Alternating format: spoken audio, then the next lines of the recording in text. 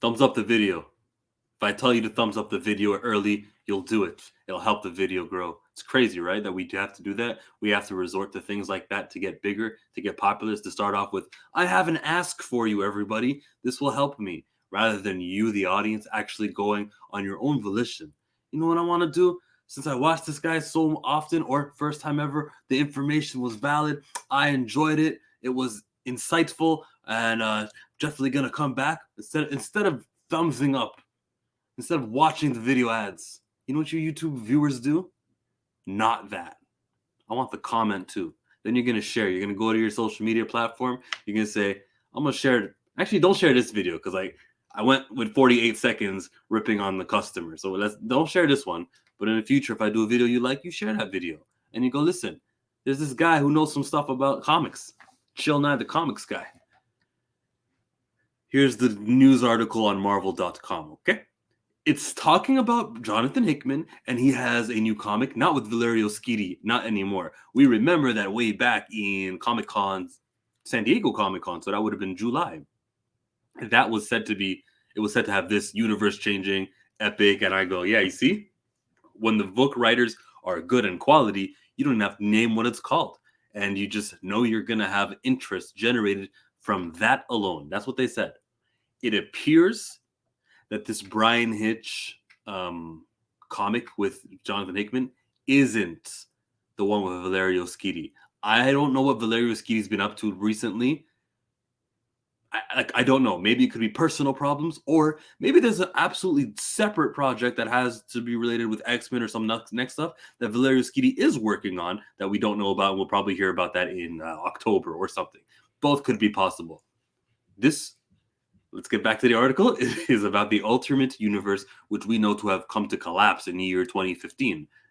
The transformation of the Marvel Universe begins. The Ultimate Invasion. What a perfect name. That's a very, very fitting name.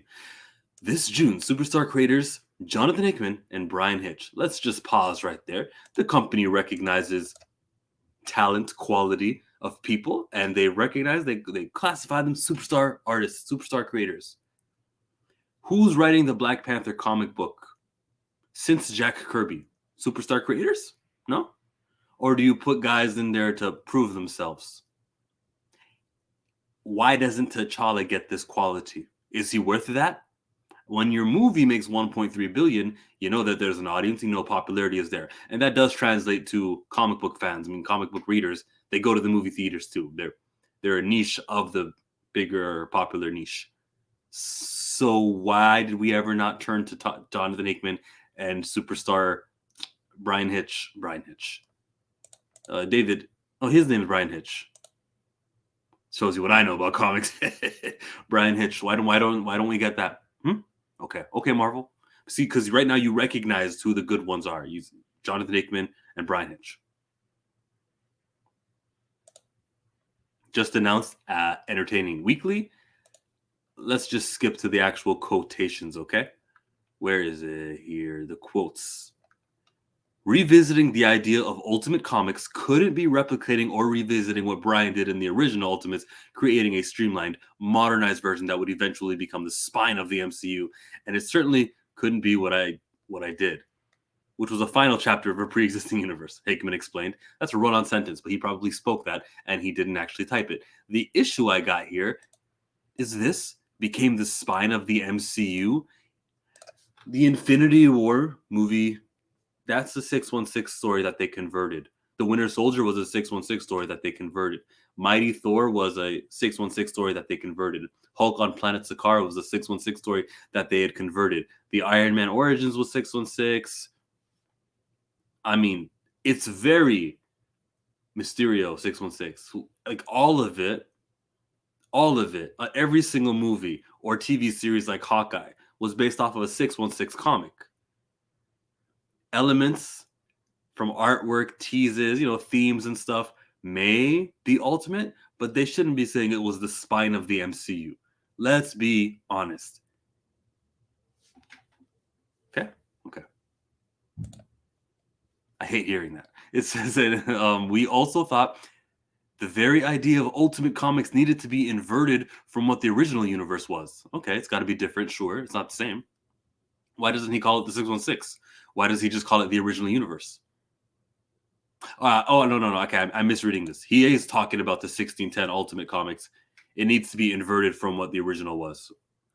We wanted this to be something that could really only exist in the comic space. That makes comic book fans happy, knowing that, oh, they didn't write this with the thoughts it's going to become a movie. They're writing this for us. Yeah. A new way of thinking about and enjoying a new version of the Marvel universe. I'm pretty happy to say that it feels like we've accomplished those things, and we're very excited for everyone to get to read it. I don't much care, bro. The Ultimate Universe and all these other universes, they're not the main one. And why do I read? I read Marvel for the attached universe. So I read the 616 comics. When I get something like Storm and the Brotherhood of Mutants taking place after Sins of Sinister and years are passed and it's years later, I know that things are going to end at the end of the story. Everything returns to normal. I know that they're never consequential. The ramifications of the ongoings in this series that I read aren't going to last. I might as well be reading a comic book from Dark Horse. I might as well be reading Valiant's comics or DC or something like that. What makes Marvel Comics Marvel to me, to this guy, is not the publisher with the red 6 letters, because they make Star Wars books with that too. And I don't care because it's not the main universe of Marvel 616. I would care about the Star Wars because I am invested in that universe. But it feels like the comics are constantly overshadowed from movies and TVs. Filoni doesn't seem to respect it based on interviews I've seen, based on his actions on TV series, and based on cover-ups and Kevin Scott and everyone trying to explain, no, there's a reason why Yoda's lightsaber is with Luke, you guys. Must be that he's lying, obviously. They would tweet things like that to try to cover up as if they're all on the same page. They're not. They're literally not on the same page when it comes to the Star Wars stuff. So I don't necessarily care for Star Wars. Maybe one day I'll go to read a Star Wars comic, depending on the character, if it's an original thing, if it's an origin of somebody. I'm not saying no completely to Star Wars, but I've seen the level of canon that it is, and it's weak. Now, with the Ultimate Universe, what's going to make me want to pay money, real life money, like people earn money, to read one of those comic books? I'll check out this event because it's Jonathan Hickman. Everything's worth an issue 1. I know that this guy's a long-term story guy, but like the universe itself, I'm not interested in. His writing, I am. Where it will head. He has a proven track record. And you see, when people have that, you pay blindly. And that's what I'll do here. For 4 issues, right? It's just a limited series. Bryan Hitch speaks and he goes, we also thought, no, that's not what Bryan Hitch said. Bryan said, talk here. It's been more than 20 years since I started working on the Ultimates, a project that would have a big impact on my own career and beyond. So when Marvel came to me with the idea of revisiting the Ultimate Universe with the man who so brilliantly, spectacularly destroyed the last one, I was both feet in. Jonathan is a terrific writer of big, sprawling epics, and we've talked about working together more than once, so for this new Ultimate Universe adventure to unite us is very exciting. I get to bring 2 decades of new experience as an artist storyteller to this. It's new, different, and familiar. It's big budget, high concept, widescreen storytelling. I feel right at home. All right, that's good to know from Bryan Hitch. And look at this artwork that he did. The cover looks kind of good. It's got a who's who, the ultimate version of all of our favorite characters. Miles Morales is here also. Okay, we got a Black Panther. How about that? So this guy's been dressing similarly to Professor X, and I guess that's going to be addressed in this, because in the Entertainment Weekly article that I read, Hickman was like, oh, that's funny, isn't it? Okay, we'll see what that's all about. I'm interested in it. I'm interested in the Black Panther. The Ultimate Black Panther, no. The 616 Panther, yes. We have no idea what's going on with the Black Panther series. We know that Jonathan Ridley, who I cannot independently confirm whether or not on January 7th of 2023, he was on the streets of Memphis. I can't say that. I don't have information to prove otherwise. I can't say that he was there. If he was there, I mean, it wouldn't shock me. But that guy, that writer, is in charge of the Black Panther series. And he's got 1 more comic book issue. And we know that there's going to be a new series by E-Viewing, and that Black Panther promotional artwork for the cover isn't actually going to be the cover. It's possible that the Black Panther T'Challa won't be Black Panther in Black Panther, which is like, bruh, way to challenge the status quo. Remember this remember this panel that I put, or this this, I was like, yo, these are Marvel's top characters, and we need to elevate some people who aren't white guys, for diversity's sake. And we can't just talk about diversity, but only be talking about characters down there below the bottom 30, like whoop-de-doo, Luke Cage and Falcon, and Photon are okay. That's nice, but wouldn't it be nicer if there was more characters up top there? Well, this is how, in my head, in my subjective opinion, this is the ranking of where Marvel puts their characters. Spider-Man is number one. The Hulk and Wolverine and Captain America, these guys are top 5. It's not until you get to Storm where you're like, oh, they treat Storm proper. And she's character number 14 on my list. It's subjective, like I said. You can argue she's actually number 10 or something. But let's be real. There's a lot of white up top. And that's valid for a company that began in the 1960s. And that's valid for the 70s. Like, at a certain point, though, like, remember what 10 years ago when they were really gung-ho on diversity? Less than 10 years ago. And how that didn't really, everyone returned back to the regular. The diversity efforts should have done something in the last, if not last 70 years, maybe the last 10 years. Something should have happened to influence this. And it hasn't happened. Jonathan Hickman writing Miles Morales could do that. He could enter my top tier. It's not my top tier. It's my viewing of what they consider top tier. But when you got people writing him who don't write the other characters, when the quality of writers who do Iron Man and Thor and Daredevil aren't writing Black Panther, Miles Morales, I'm going to notice it. I'm going to call it out. Miles Morales is not on this list, nor do I really like him. He's a secondary character. If we're talking black representation or any representation, let's not have secondary characters be the representatives and kind of like, they don't have much Latino superheroes.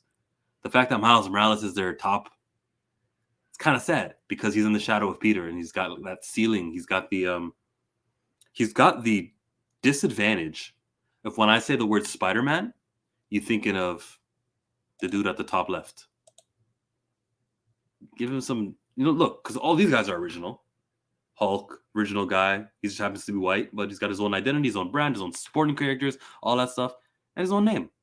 Just like Mr. Fantastic. Just like Jean. When Jonathan Hickman does, yeah, it's important. It's valuable, it's interesting, but it's also important if the characters he's using, like Miles Morales, evolves. Maybe he's like, man, don't call me Spider-Man anymore. I'm blank. Okay, that'll be cool. That'd be nice. They give an excuse for Hasbro to sell the exact same figures, Funko Pops, the exact same thing, with maybe a hair going from the left, going to the right, and you just have the words, whatever Miles' new name would be. It's just a win-win situation. And he doesn't get the disadvantage of being Spider-Man.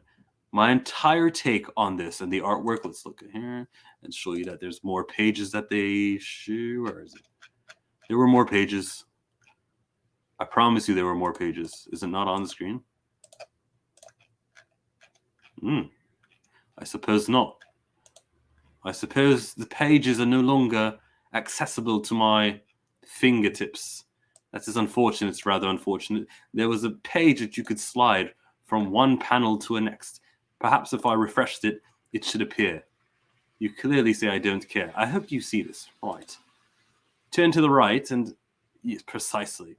You can see the maker, which is Reed Richards, chit-chatting with Miles. He's like, yo, we're the last of the universe. And it's a blue tint, and I wonder what they're saying. Does the art look good? Sure it does. And that was that. I did not see number 4.